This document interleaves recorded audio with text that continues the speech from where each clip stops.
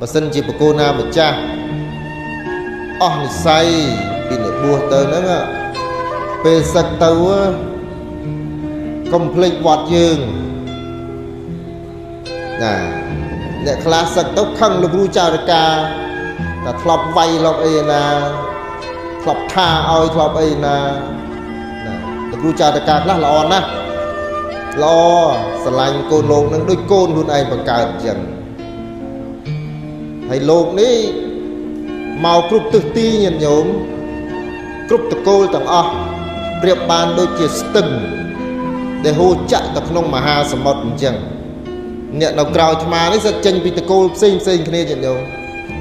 តកូលខ្លះមានការអប់រំខ្ពស់ក៏រស់នៅត្រជាក់ត្រជុំទៅកូននិយាយពីរសពីសាទៅប្រសងអនខ្លះចេញមកពីតកូល